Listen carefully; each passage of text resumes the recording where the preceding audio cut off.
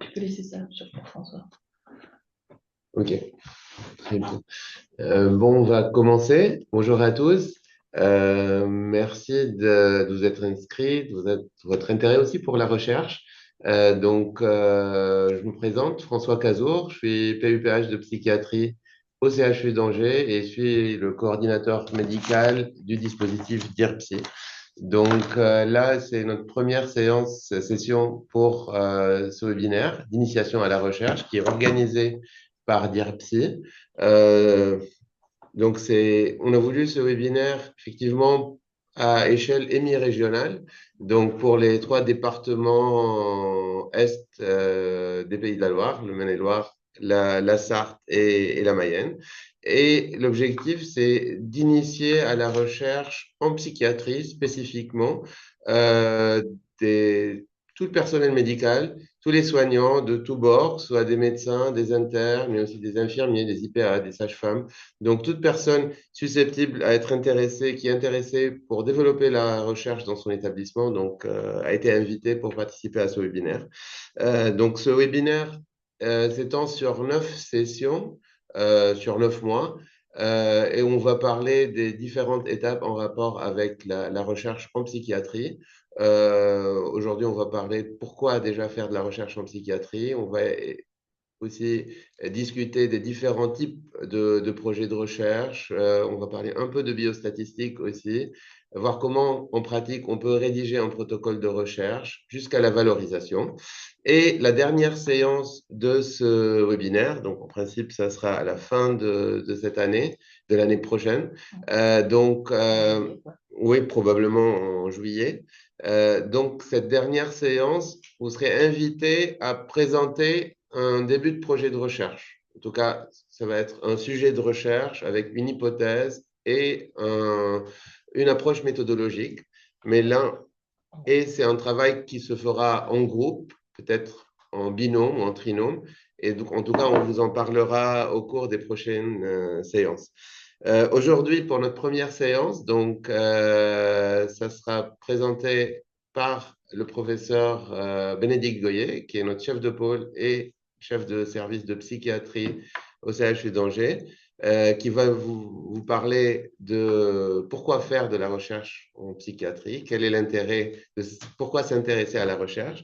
Et aussi, elle sera accompagnée par Madame Marion Guillon, qui est notre chef de projet DIRPSY pour l'hémi-région.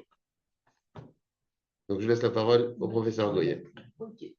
Merci beaucoup, François. Donc, on va essayer de pas trop perdre de temps pour que voilà, qu'on puisse finir à l'heure, parce que l'idée, c'est aussi de faire des séances relativement brèves. Alors, pourquoi faire de la recherche en psychiatrie? C'était la commande du jour par l'équipe. On a évidemment de très bonnes raisons pour le faire.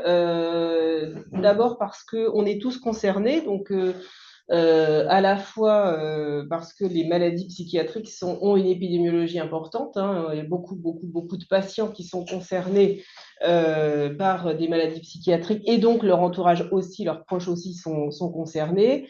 Et on est d'autant plus tous concernés que la santé mentale et la psychiatrie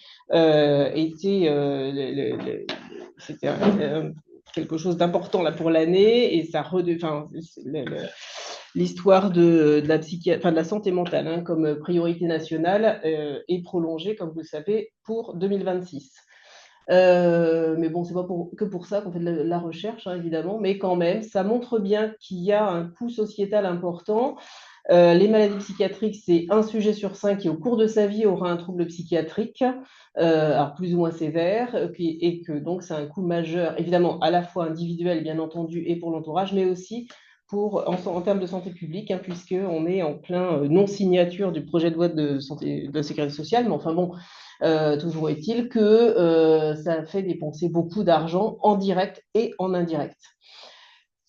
Pourquoi faire de la recherche en psychiatrie? C'est aussi parce que on est vraiment, alors en médecine, on dit régulièrement et classiquement que c'est un modèle biopsychosocial, mais c'est particulièrement vrai en psychiatrie, puisque on va aborder les pathologies ou les troubles d'un point de vue biologique, avec tout un tas de mesures, de recherches en fait, qu'on peut faire là-dessus.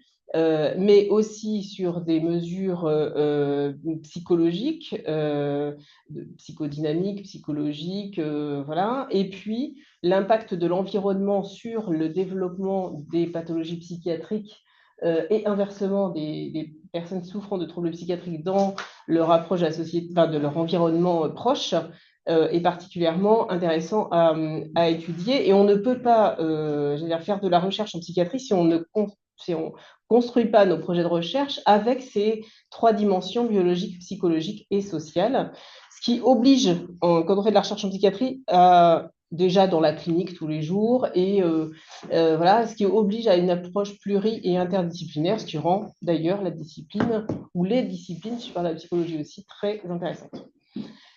On a des progrès qui sont énormes, notamment depuis les 50 dernières années, avec une meilleure connaissance du fonctionnement du cerveau, du fonctionnement tout court, mais on reste encore avec des diagnostics qui restent difficiles à affirmer, qui ne reposent que sur l'examen clinique ou essentiellement sur l'examen clinique, et des traitements qui sont encore avec une efficacité soit limitée, soit variable et beaucoup de troubles résistants. Donc, pourquoi on fera de la recherche? D'abord pour comprendre la complexité du fonctionnement psychique. Donc, vous voyez bien, quand je mets complexité du fonctionnement psychique, ce n'est pas complexité que du fonctionnement du cerveau, en fait, hein. On est au-delà de ça. C'est bien le fonctionnement psychique dans son intégralité. Parce qu'il y a une interaction complexe, encore une fois, au niveau psychologique, avec des phénomènes de personnalité qui vont entraîner des choses, sur le parcours du patient qui peut avoir vécu plusieurs traumatismes ou plusieurs événements de vie qui sont compliqués, et puis sur un environnement qui peut être plus ou moins propice et favorable au développement, par exemple, de troubles. Je pense notamment, par exemple, à l'impact de la migration, enfin des parcours migratoires qui peuvent entraîner des tableaux psychiatriques particuliers. Par exemple, également, les patients qui vivent en maison d'arrêt ou qui sont incarcérés, par exemple, on sait qu'on a toute une clinique très particulière des patients psychiatriques dans des environnements particuliers.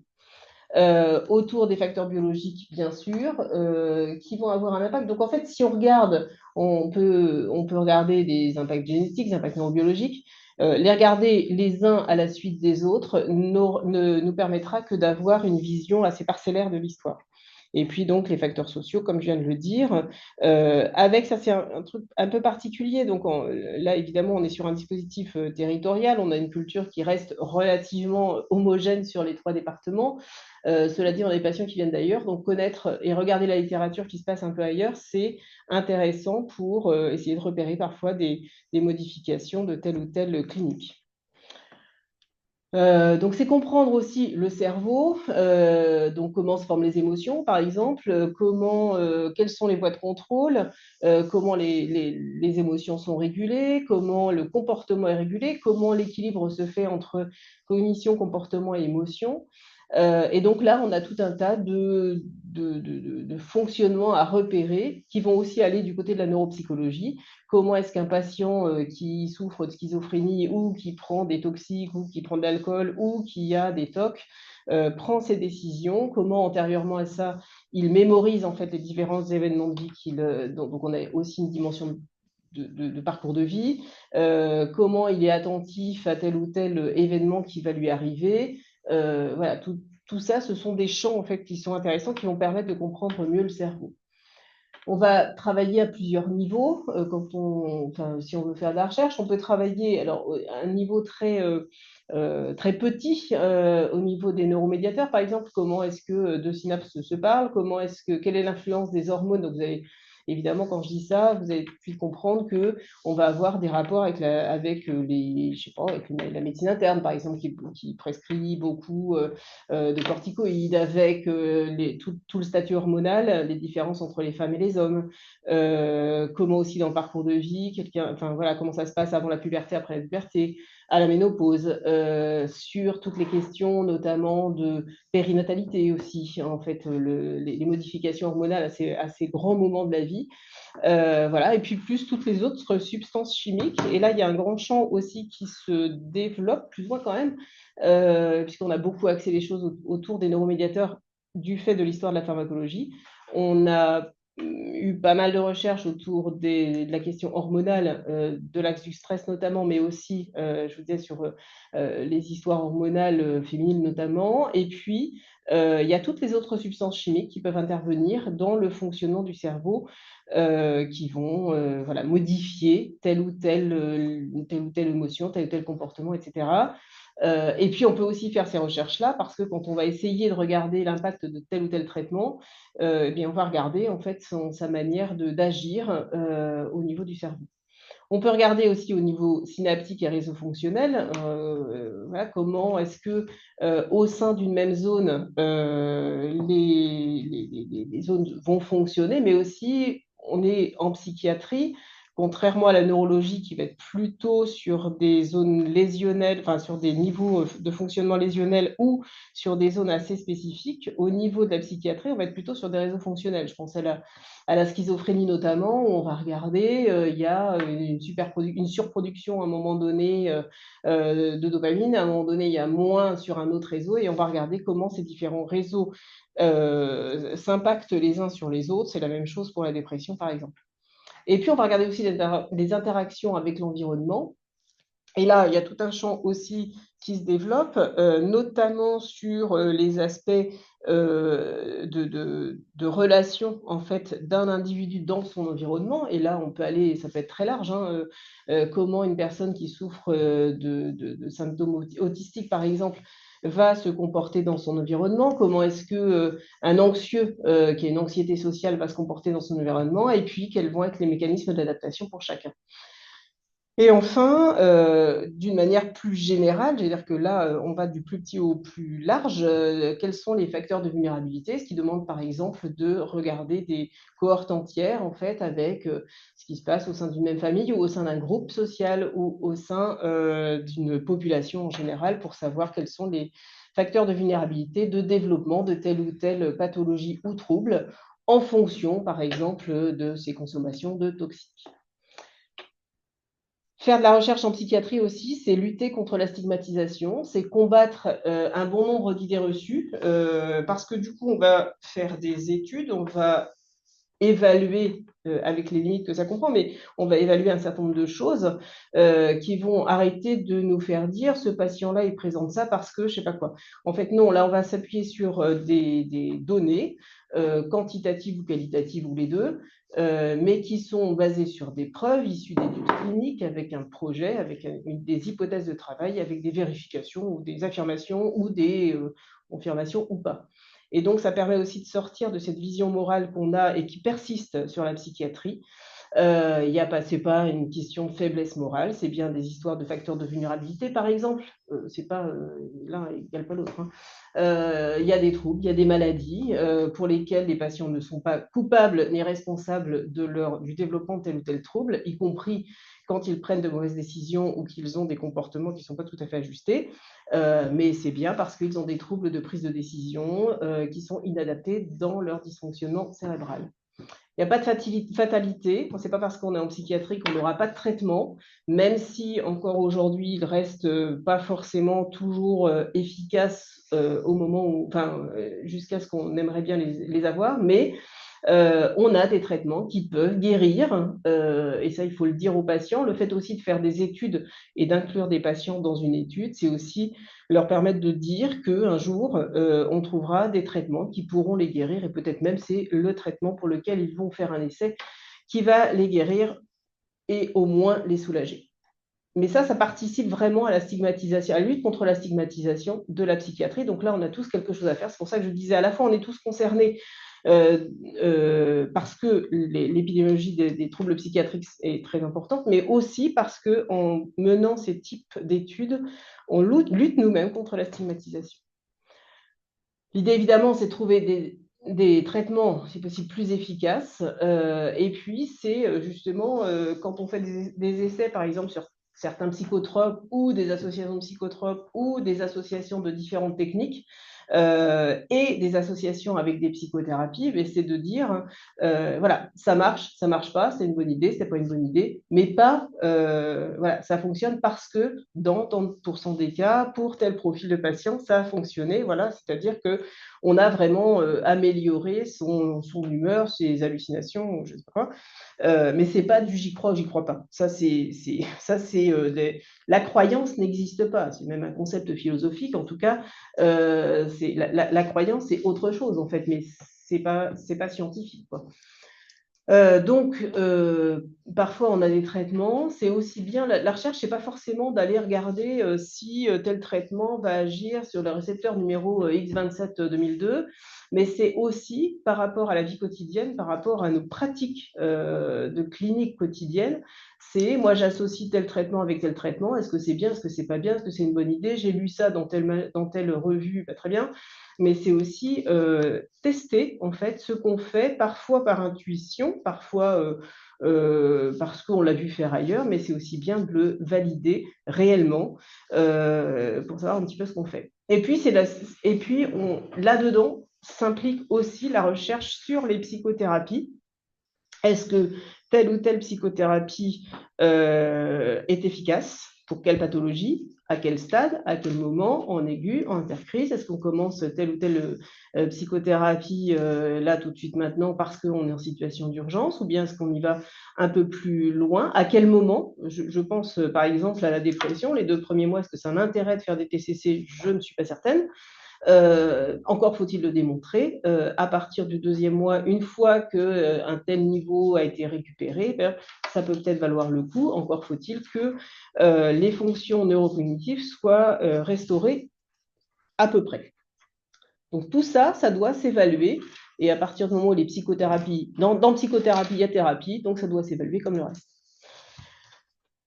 Donc, c'est améliorer les traitements et les soins en général. Donc, c'est aussi trouver de nouvelles voies thérapeutiques, parce que là, voilà, on a un certain nombre de traitements, par exemple, qui nous arrivent, mais on espère bien en trouver d'autres. Donc, ça veut dire améliorer la connaissance physiopathologique ou psychopathologique, mais ça veut dire aussi travailler en interdisciplinarité. Donc, ça nécessite qu'on sorte du champ de notre propre discipline pour aller écouter parfois aussi d'autres disciplines. C'est super intéressant, par exemple, d'aller écouter, je sais pas, des néphrologues sur leur mode voilà, ils vont vous expliquer que la vascularisation du néphron, je sais pas quoi, mais là, ils vont aussi vous expliquer que les mécanismes immuno-inflammatoires fonctionnent comme ci, comme ça, et hop, ça permet en fait d'avoir des idées pour nos propres pathologies parfois. Voilà, c'est particulièrement vrai, notamment quand on fait de la psy-liaison. C'est aussi travailler évidemment avec tout le monde de la psychologie et ses 5 branches. C'est aussi travailler, améliorer notre sémiologie. Alors, on a des maîtres qui ont beaucoup écrit et qui étaient des très fins sémiologues. Ça vaut le coup de retourner parfois dans leurs écrits, parce que plus ça va et plus on est connecté, plus on a un langage qui s'appauvrit. Pardon, mais voilà, je suis sans doute la plus vieille, donc forcément, je peux vous le dire. Donc parfois, ça vaut le coup d'aller regarder un petit peu ce qui s'est passé antérieurement et de reprendre ça. Ça peut être de l'imagerie, de la biologie, etc. Enfin bref, et ça peut aller, y compris sur des recherches fondamentales au niveau des modèles animaux. Et alors là, on a de quoi s'éclater tous les jours avec des petites souris. Ça peut être aussi de la recherche sur les soins et d'évaluer des dispositifs de soins, c'est-à-dire qu'on peut mettre en place quelque chose qui est vachement intéressant, sauf que parfois, alors c'est souvent super pertinent, voilà, encore que faut-il que cette pertinence elle soit évaluée, parce que bien souvent, quand on met des dispositifs de soins, eh bien, on va avoir l'envie de se dire, bah oui, c'est super, machin, mais soit c'est très chronophage, où ça prend beaucoup de personnel, ou bien à l'inverse, on va faire des trucs connectés, je sais pas quoi, peut-être que c'est très bien parce que du coup, on aura épargné du temps humain, mais si ça se trouve, le patient, lui, ça lui a rien donné du tout, c'est pas pertinent, c'est pas bien, ou alors il faut faire une association des deux, mais tout ça s'évalue. À quel moment on le fait dans la trajectoire du patient, pour quel patient, il y en a pour qui ça marchera, d'autres ça marchera pas. C'est aussi évaluer la place des proches. Et alors là, les associations de patients sont très, très, très, très, très, ont ont très envie qu'on travaille avec eux. Et donc, et puis on a de nouveaux métiers, hein, les pères aidants, etc. Donc, eux, il faut aussi qu'on pense à les inclure, je pense, dans notre recherche. C'est une nouvelle culture qu'il faut avoir et qu'on n'avait pas, en tout cas, moi, personnellement, il y a 10 ans, on n'en parlait pas du tout. Évaluer la place de la prévention du dépistage et puis aussi le coût, parce qu'on est dans un système de santé où qu'on soit en public ou en libéral, peu importe, on est quand même dans un système de santé. Et si on veut que notre sécurité sociale persiste comme elle est actuellement, ce qui est mal parti, eh bien, il faut vraiment qu'on fasse attention à toutes ces choses-là. Voilà. La recherche en psychiatrie, on peut se demander quand même si c'est une discipline tout à fait comme les autres, parce que j'ai beaucoup insisté sur le fait que c'est médical, c'est neurosciences. Bon, ça, jusque-là, ça ressemble à peu près aux autres disciplines, mais il y a le côté psychodynamique qui est un peu différent pour le coup. Alors, dans les autres disciplines, on va parler de qualité de vie, on va parler d'un tas de trucs comme ça. Sauf que nous, on est vraiment au cœur de ce triptyque-là qui peut paraître que quand on fait une recherche, par exemple, sur la schizophrénie, pathologie qu'on connaît tous bien, eh bien, admettons qu'on regarde l'immuno-inflammation. On se dit c'est quand même assez ciblé cette affaire-là, sauf qu'on va s'apercevoir que ça va avoir un impact. Enfin, il y a différents facteurs qui vont être au cœur de la schizophrénie. Donc, en fait, il faudrait qu'on regarde normalement l'âge paternel, il faudrait qu'on regarde toutes les infections maternelles qu'il y a eu, tous les événements de vie, la nutrition de la mère au moment de la grossesse. Est-ce qu'il y a eu un accident au niveau de la naissance? Est-ce qu'il y a eu des événements de vie pendant la petite enfance? Quel a été comment dire, les aspects en fait éducatifs ou en tout cas d'environnement très proche pendant la petite enfance? Est-ce que dans quel univers vit la personne qui va déclencher? Est-ce qu'il y a eu des facteurs migratoires par exemple? Est-ce qu'il y a eu des consommations de toxiques? Enfin, là, c'est mi-cannabis, mais en fait, ça pourrait être autre chose. Peu importe. Et en fait, tout ça va conduire à un parcours de vie qui est évidemment très long. Et en fait, il faudrait, pour qu'on soit complet, évaluer tous ces facteurs. Autant dire que c'est pas possible. Et donc, on a toujours l'impression qu'en fait, on est assez réducteur quand on fait une recherche en psychiatrie parce qu'on va évaluer un ou deux aspects. Voilà, c'est compliqué de trouver s'il y a des corrélations, s'il n'y en a pas, si c'est une cause-conséquence. Mais bon, petit à petit, et si on est nombreux, si on est plusieurs, on devrait pouvoir y arriver. Un autre exemple, on a pendant un certain temps axé les études sur la génétique, par exemple, en se disant, mais quand même, il y a des familles de bipolaires, des familles de, je ne sais pas quoi, enfin, différentes pathologies. Est-ce que finalement, il n'y a pas quand même un gène de la bipolarité, de ceci, de cela? Ben, c'est pas aussi simple que ça, parce qu'en fait, on va notamment, et c'est particulièrement vrai en épigénétique, hein, là, qui est un modèle, ces petites souris, petites rates là, qui élèvent ces petits ratons, et puis l'autre à côté, alors elle, on lui a viré, la première à gauche, là, on lui a viré tous ces ratons, donc en fait, on s'aperçoit qu'elles ont exactement le même patrimoine génétique à la base, mais exactement le même. Sauf qu'au bout du compte, les petits ratons là, qui ont été isolés précocement de leur mère vont avoir un niveau de cortisol beaucoup plus important, un niveau d'anxiété beaucoup plus important, et ils vont être moins bien parce qu'ils n'ont pas bénéficié d'un environnement qui était protecteur, qui était sécure à la base, et avec exactement le même profil génétique, hein, puisque on a pris les mêmes, en fait, eh bien, on va avoir des expressions des gènes qui vont être complètement différents et qui vont aboutir à deux tableaux qui sont complètement opposés. En fait, tout ça pour dire qu'on peut réussir malgré tout, malgré les difficultés à dire il y a un impact environnemental qui est vachement important par rapport à des études beaucoup plus qu'on pourrait dire plus dures, plus robustes en génétique pure, eh bien, on peut quand même réussir à modéliser un peu les affaires en regardant notamment du côté de l'épigénétique, en regardant du côté de la métabolomique, et ça commence à venir petit à petit pour trouver des facteurs biologiques qui peuvent nous expliquer l'impact de l'environnement sur le comportement alors là, des rats, mais je pense que chez l'homme, ça marche. Et alors, c'est très rigolo quand je vous disais qu'il faut regarder ce qui s'est passé et ce qui s'est dit antérieurement.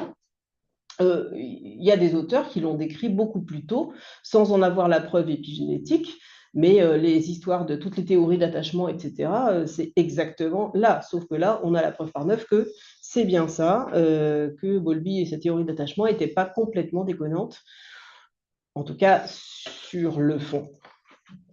Dans les difficultés qu'on peut avoir, c'est quand même l'histoire du diagnostic et on n'a pas de nosographie incontestable, hein, puisqu'on est quand même beaucoup sur du diagnostic de présomption, pas de certitude, même si la dépression, par exemple, est quelque chose d'un tableau très connu, avec tous les symptômes, la durée supérieure à 15 jours, la rupture avec l'état intérieur, etc., avec même des échelles de dépression, eh bien, ça reste quand même du déclaratif, relativement subjectif ou vécu, y compris pour le psychiatre ou la personne qui évalue, parce que reconnaître qu'une humeur est dépressive, bah oui, on peut être plus ou moins triste, plus ou moins gai, plus ou moins joyeux, plus ou moins ceci, plus ou moins cela. Le ralentissement, vous avez des gens qui sont plus lents et d'autres qui sont plus rapides.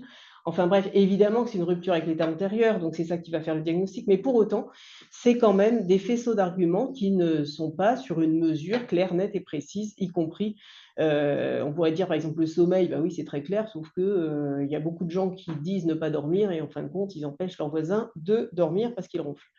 Donc même ça reste relativement subjectif.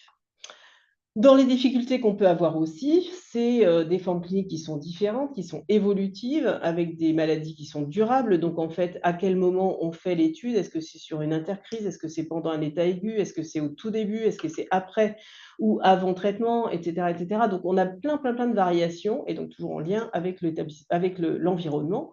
Des tableaux de grandes crises comme ça, hystériques à la Charcot, on ne les voit presque plus. Un peu, peut-être, c'est ce qui ressemblerait, par exemple, aux crises psychiatriques non épileptogènes, mais ça, ce sont les neurologues qui les voient et pas forcément complètement nous.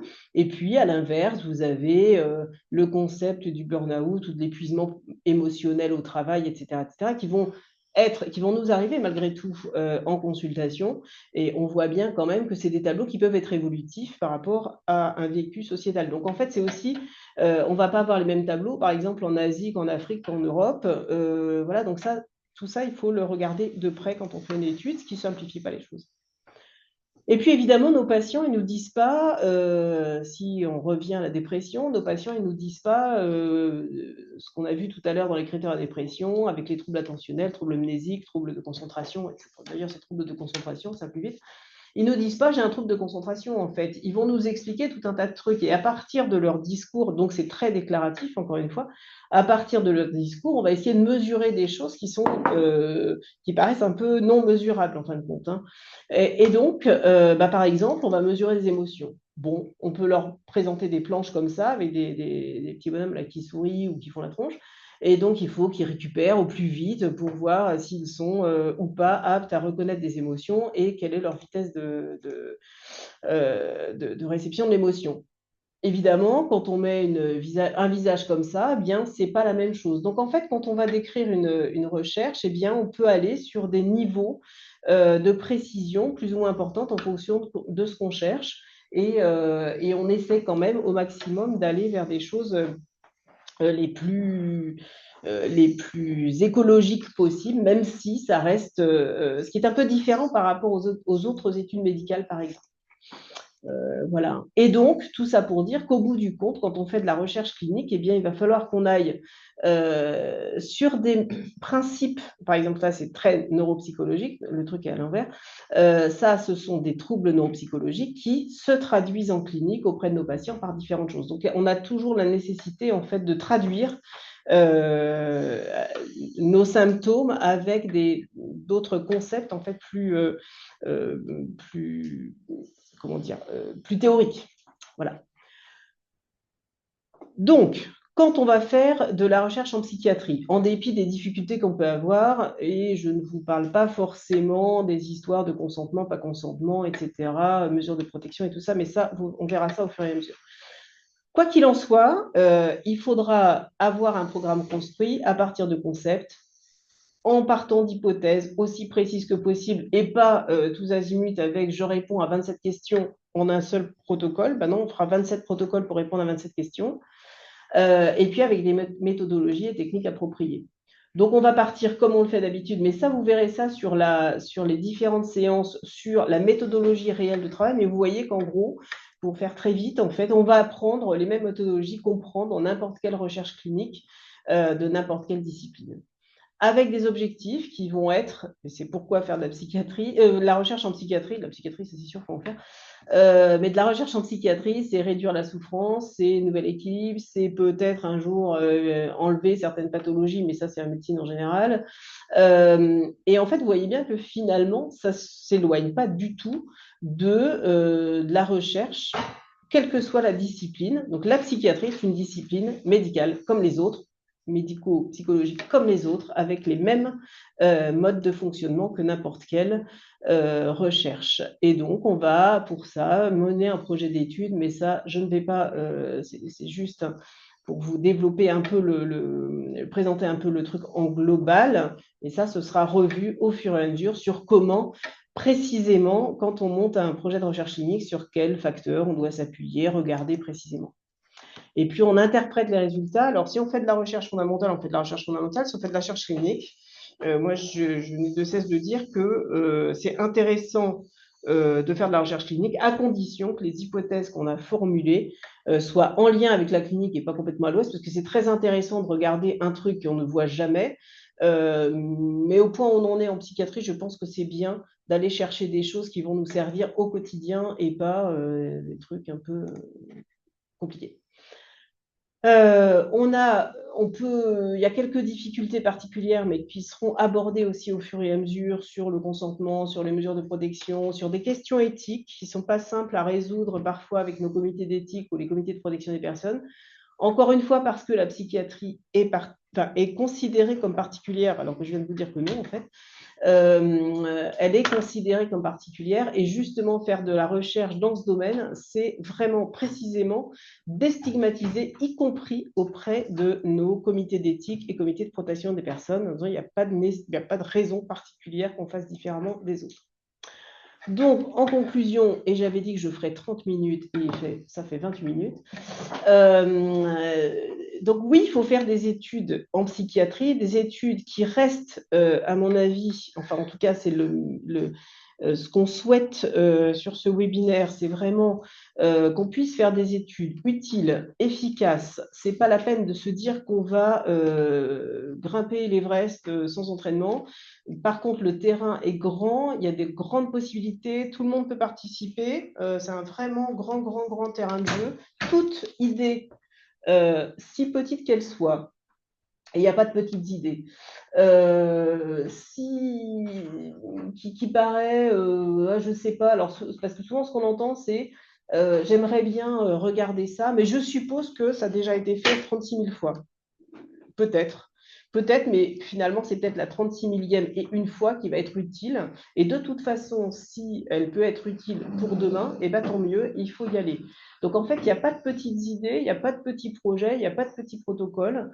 Il faut juste s'y mettre, se lancer et encore une fois, au point où on en est en psychiatrie, je pense que vraiment, il ne faut pas s'interdire quoi que ce soit et dans tous les domaines que ce soit, y compris, je vous dis, en mélangeant l'organisation des soins, de la recherche plus pharmacologique, psychologique, peu importe. Parce qu'on a besoin, on en a vraiment besoin. On a aussi besoin de l'ensemble des partenaires de psychiatrie, qu'ils soient en libéral, en public, en secteur, en pas-secteur, en MCO, n'importe, enfin peu importe. Voilà. À partir du moment où il y a des professionnels de la santé qui s'occupent de la psychiatrie et des patients qui vont avec, il y a toujours moyen de trouver des idées pour faire un protocole de recherche. Voilà, parce que c'est l'affaire de tous. Hop. Merci beaucoup. Je vous propose du coup, de vous présenter le dispositif d'IREPSI, justement, qui va faire un peu le lien avec ce qu'on vient de se dire, et puis qu'on prenne quelques questions après, si vous en avez. Est-ce que tu peux mettre le niveau de diapo, s'il te plaît? Merci. Donc, pour toutes les raisons que Mme Goyer vient d'évoquer, il y a donc sur notre territoire ce dispositif que j'anime avec mon collègue Romain à mes côtés. Donc, le dispositif d'aide à la restructuration territoriale de la recherche clinique en psychiatrie, dont son petit nom c'est DIREPSI. Comment c'est né? C'est né de ce même constat de besoin de plus de recherche en psychiatrie au niveau du ministère de la Santé. Du coup, la DGOS, en mars 2023, a décidé de soutenir cette structuration au niveau de la France entière. Après avoir construit nos dossiers en Pays de Loire, comment ça s'organise? Ça s'est réparti en 2 hémirégions. Donc, nous à l'est, donc la Mayenne, la Sarthe et le Maine-et-Loire. Et du côté est, pour la Vendée et la Loire-Atlantique, c'est le dispositif Colibri. Mais grosso modo, c'est les mêmes, on part de la même instruction, donc on a les mêmes objectifs. Donc notre équipe, donc François tout à l'heure s'est présenté, c'est lui qui pilote le dispositif. Et puis sinon, il y a donc moi, Marion Guillon, qui suis chef de projet, et Romain Simon, qui est chargé de mission sur le dispositif également. Donc voilà, grosso modo, vous avez 100% de l'équipe en face de vous. C'est celle-là qui est prise. Donc, quel est notre rôle concrètement? Donc, en gros, il y a 5 axes. Le premier, c'est connecter les acteurs du territoire, favoriser les rencontres. Donc, aujourd'hui, c'est aussi une façon de vous connecter ensemble, surtout avec le petit travail qu'on va vous demander potentiellement en binôme ou en trinôme. Qu'est-ce qu'on fait d'autre pour connecter les acteurs du territoire? Déjà, on va à leur rencontre. On va organiser des événements, notamment une journée sur les troubles de l'humeur en juin. Donc voilà, pour que les gens se rencontrent. Le deuxième axe, c'est vraiment animer le territoire et sensibiliser à la recherche. Donc voilà, c'est aussi ce qu'on fait aujourd'hui. On va aussi proposer peut-être d'autres formats de webinaires ou d'autres actions. Pour l'instant, on y réfléchit. Puis ça se crée aussi avec vos besoins. Un troisième axe, c'est soutien à l'investigation, c'est-à-dire qu'on va vers les acteurs qui font de l'investigation pour les aider sur le côté administratif, sur le côté suivi des patients. On aide aussi au montage des projets. Donc là, on est en lien directement avec la DRCI du CHU d'Angers pour vraiment là, on va dire, vraiment vous prendre par la main si vous avez besoin pour monter un projet de recherche en votre nom sur tous les sujets qui vous paraissent pertinents. Nous, on est aussi là pour vous apporter des conseils et vous mettre en lien avec potentiellement des professionnels type méthodos, statisticiens, data managers, parce qu'il y a il y a tout un microcosme en recherche clinique et il y a des métiers avec des spécificités qui sont clairement là pour nous aider et vous aider. Donc, il ne faut surtout pas rester isolé. On est peut-être le petit maillon qui pouvait manquer pour aller vers la DRCI. Et puis, dernier point, et pas des moindres, c'est aider à la valorisation des projets parce que tout projet nécessite d'être valorisé par une publication ou une présentation dans un congrès, un poster. En tout cas, nous, c'est aussi notre plus-value, c'est d'aller vraiment jusqu'au bout des choses pour que ça puisse aider, pas que localement, c'est-à-dire que tout le monde puisse profiter des travaux, même s'ils sont négatifs.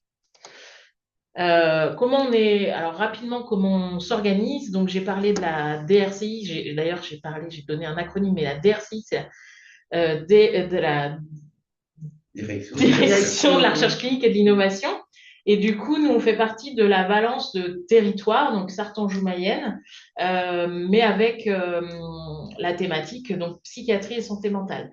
On s'arrête donc dans la direction de la recherche clinique du CHU d'Angers. En fait, il y a quelques établissements de santé qui ont contractualisé avec le CHU d'Angers, mais nous, on va au-delà, c'est-à-dire qu'on n'a pas de membres à proprement parler et on s'adresse à tous les professionnels de santé, médico-sociaux aussi concernés, les patients, les associations de patients, les professionnels libéraux. Vraiment, c'est très très large. Les seules frontières qu'on a, c'est les 3 départements. Donc voilà, on ne s'arrête pas aux quelques noms qui sont notés sur la slide.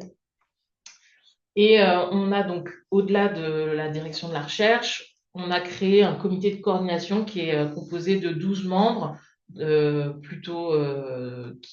comité est plutôt scientifique il nous permet de prioriser les actions qu'on mène sur le territoire et du coup, on est garant des actions du dispositif. Donc, les 12 membres représentent les différentes structures du coup impliquées dans la recherche. Donc, on a des soignants, des médecins, des paramèdes. On a aussi une place pour un universitaire du laboratoire de psychologie des Pays de la Loire. On a aussi une place pour une association de patients ou un patient qui est pour l'instant pas pourvu, mais on va y travailler.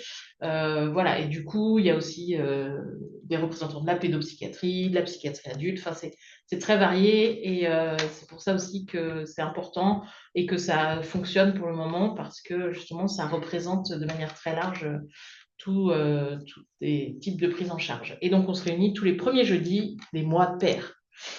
On a aussi du coup mis en place une sorte de charte qui définit les engagements de chacun, donc nos engagements à nous vers les gens qu'on accompagne, mais aussi les engagements que doivent prendre ceux qu'on accompagne, et notamment, on en parlait tout à l'heure, mais aller jusqu'à cette fameuse valorisation parce que c'est fondamental de pouvoir partager son travail. Il y a une dernière brique dans notre fonctionnement, c'est la brique régionale parce que on fait quand même partie voilà, d'une région. Notre dossier était commun avec nos collègues de l'Ouest et du coup on travaille ensemble pour éviter les doublons simplement. Donc on partage certains outils, on fait de la veille scientifique en commun. On participe aux appels à projets le plus possible en commun, enfin du moins pour tout ce qui s'y prête.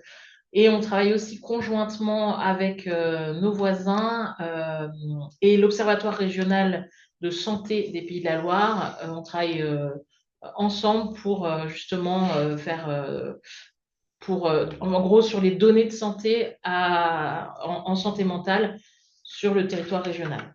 Voilà. Et puis on partage aussi certains événements et formations, ou du moins on le fera. Voilà. Donc je vous ai remis nos coordonnées. Et voilà, moi j'ai fini aussi ma présentation. Donc si vous avez des questions, n'hésitez pas. Vous pouvez ouvrir vos micros ou lever la main sur l'outil ou encore envoyer des questions par chat si vous préférez ne pas prendre la parole. Tout ce qui s'est dit là est enregistré et sera disponible en replay quand on aura un site web. Ce sera mis sur le site web. Donc n'hésitez pas à poser vos questions si vous en avez. Pas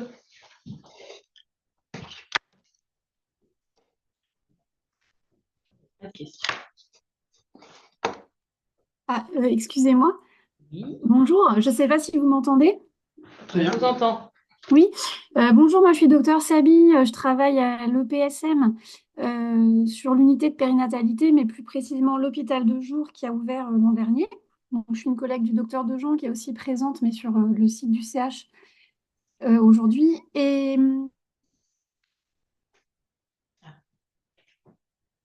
On vous a perdu. Et ça a coupé. Ouais. Voilà.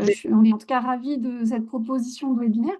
Et je voulais savoir quand même, dans le cadre d'analyse qualitative que moi j'aimerais peut-être monter, est-ce que c'est des choses, enfin, est-ce que c'est un domaine sur lequel vous pourriez aussi m'encadrer, enfin pas alors, vous avez dit des analyses qualitatives. m'encadrer, mais Oui. des analyses quali, parce que je trouve, enfin, je suis très étonnée parce que je trouve que c'est beaucoup les médecins généralistes qui s'emparent de cette méthode. Je trouve qu'elle est très peu utilisée en psychiatrie. Alors, je suis peut-être un peu en retard je suis peut-être pas très à jour là dans tout ce qui se fait. Et voilà, j'avais un peu cette question. J'en ai plein d'autres, mais c'était juste pour savoir. Alors, il y a au contraire, nous, expertise.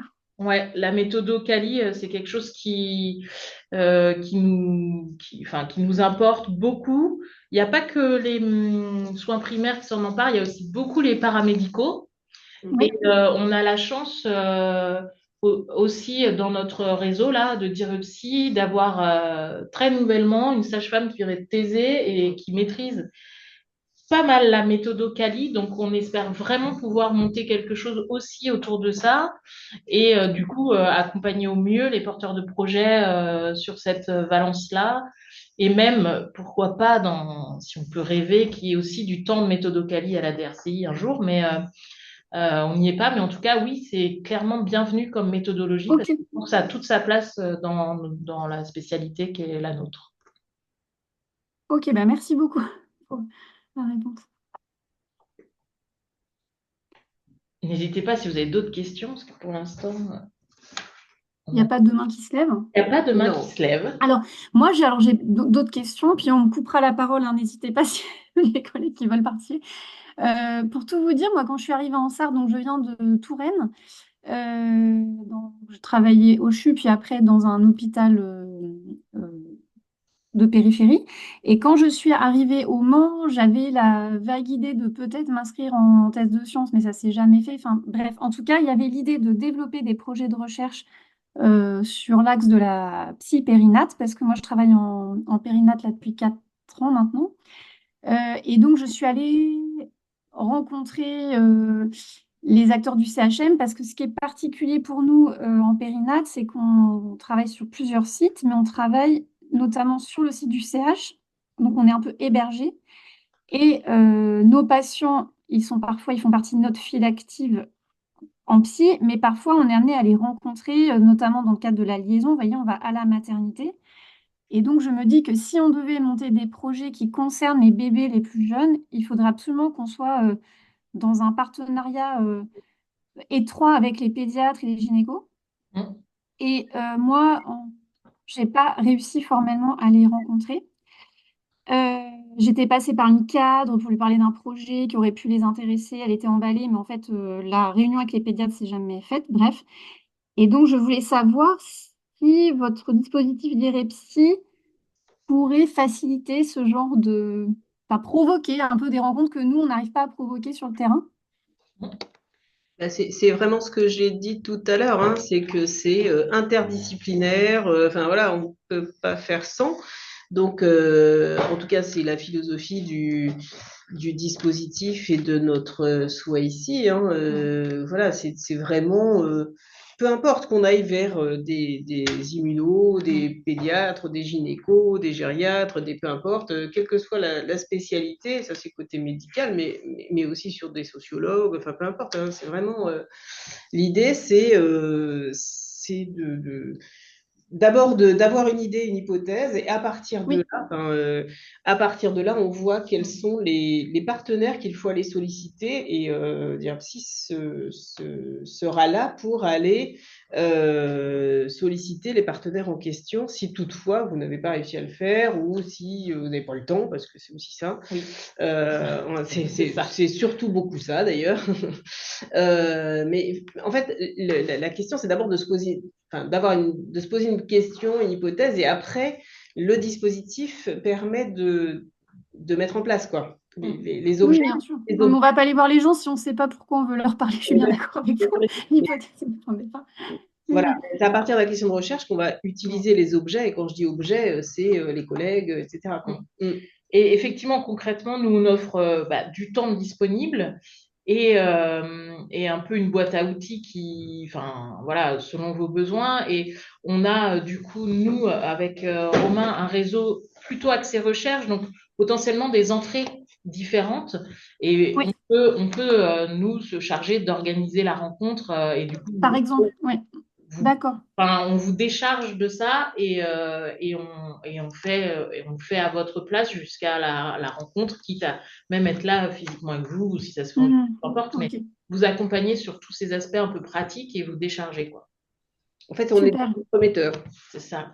Bah, c'est un des objectifs de DIRPSI, c'est de créer un réseau pour essayer de structurer la recherche en psychiatrie, mais avant tout faire les liens et donc entre tous les acteurs qui sont intéressés pour faire de la recherche en psychiatrie, mais au-delà de ça, donc aller sur d'autres Mais disciplines aussi, opérationnel, oui, ouais. oui, et pouvoir coopérer avec d'autres disciplines, d'autres spécialités et d'autres personnes aussi qui sont susceptibles d'être intéressées par des projets qui se chevauchent entre les spé. Ça doit On être a très une- opérationnel, en fait. C'est ça, c'est ce qu'on veut en tout Ok. cas. Pas du tout déconnecté du terrain, quoi. Ouais. Ouais. On a une main levée, Julien Jupille. Bonjour à toutes et à tous. Merci pour la proposition de ce webinaire. J'en suis ravi aussi. Il y a eu des mots-clés là qui m'ont déclenché. Il y a eu recherche qualitative, il y a eu sociologue, il y a eu entremetteur. Alors je me dis que peut-être vous qui avez besoin d'aide est loin de vouloir couper l'herbe sous le pied de la DIREPSI, mais bon, puisqu'il s'agit de mettre les gens en lien. Au CREPSI, donc je fais partie du CREPSI, le Centre de ressources handicap psychique des Pays de la Loire. Et on a l'habitude ici, depuis des années, de mener des recherches qualitatives. Donc si, de manière modeste, je peux apporter ma contribution de près ou de loin à votre projet, ben, j'en serais ravi. Et si, bien sûr, la DIREPSI y est favorable. Évidemment. Évidemment. Oui. On prend tout ce qui est à prendre. Mais Merci, Julien. on se disait même, Julien, pour la petite info, et du coup, tu pourras y participer sans doute, on avait réfléchi à monter un petit réseau de gens qui maîtrisent différents types de méthodos dans la spécialité de la psychiatrie pour justement créer ce petit réseau et qu'on puisse aller picorer au gré des besoins. Donc, ce sera avec plaisir de monter ça ensemble. Parfait.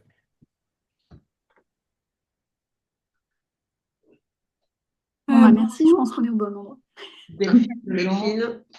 Oui, bonjour. Du coup, moi, je suis Delphine Blanc, je travaille avec le docteur Samy du coup, sur l'unité de périnate de l'EPSM de la SAR.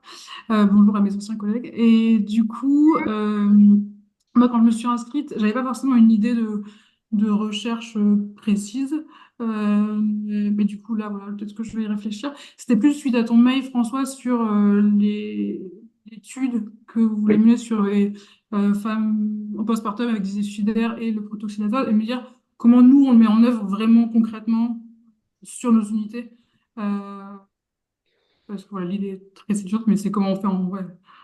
Oui, tout à fait. Bon, là, on est sur un dépôt de projet qu'on doit faire en principe cet après-midi, avant lundi en tout cas, un dépôt de projet sur la prise en charge de la crise suicidaire en postpartum. Donc, ça rejoint aussi ce qui a été dit par Agathe concernant la périnatalité. Et donc, au-delà l'objectif, c'était de pouvoir associer plusieurs centres qui s'occupent de la périnatalité, avant tout sur les Pays de la Loire. Et puis, on est là sur 10 centres qui participent, dont 4 en Pays de la Loire. Et donc, c'est plus un projet national. Et effectivement, c'est à voir, là, on est encore au niveau de la lettre d'intention, c'est voir comment ça peut être mis en place et en pratique, en fait, de façon très concrète. En tout cas, je te remercie, Delphine, d'avoir répondu positivement, mais on espère aussi pouvoir avancer sur ce projet-là. En tout cas, il faut qu'on en rediscute peut-être ensemble avec l'équipe du MOF. Et d'un point de vue plus concret, s'il y a des besoins, aussi si vous vous posez des questions sur comment on peut faire, déjà on peut aussi se téléphoner et voir justement en fonction de vous, vos modalités de prise en charge. Mais le dispositif, enfin en tout cas Romain et moi, alors modestement parce qu'on est que tous les deux, mais l'idée c'est aussi qu'on puisse accompagner les services où il n'y a pas de personnel recherche pour voilà, s'occuper des aspects, on va dire, administratifs. En gros, que vous soyez sur l'essentiel, la prise en charge, le côté clinique, et que, encore une fois, on essaie de vous décharger au maximum de tout ce qui est voilà, paperasse, recherche, mais peut-être aussi sur parfois des aspects suivis du patient qui pourraient nous être délégués, ces idées données dans les cahiers d'observation qu'on appelle CRF pour Case Report Form en anglais. Enfin voilà, des choses comme ça très pratiques. Et on est là aussi pour en discuter justement là où vous dites ah bah là ça, enfin si on vous propose des études en tant qu'investigateur, là on risque de pas pouvoir faute de temps, faute de moyens, tout ça. Donc on en discute et on voit ce qui est réaliste. Enfin, réalisable dans votre quotidien et dans le nôtre, et puis avec bon, cette distance quand même qui nous sépare, parce que nous on est physiquement au CHU d'Angers, mais voilà, hier encore, on était à Laval, donc il n'y a vraiment pas de souci pour venir dans les centres, les différents centres. Donc voilà, on est aussi là pour ça, et puis donc n'hésitez pas. Merci. 14h27, on est pas mal. S'il y a encore une dernière question, on peut la prendre. Et puis sinon, Excuse-moi, juste pour savoir à quel,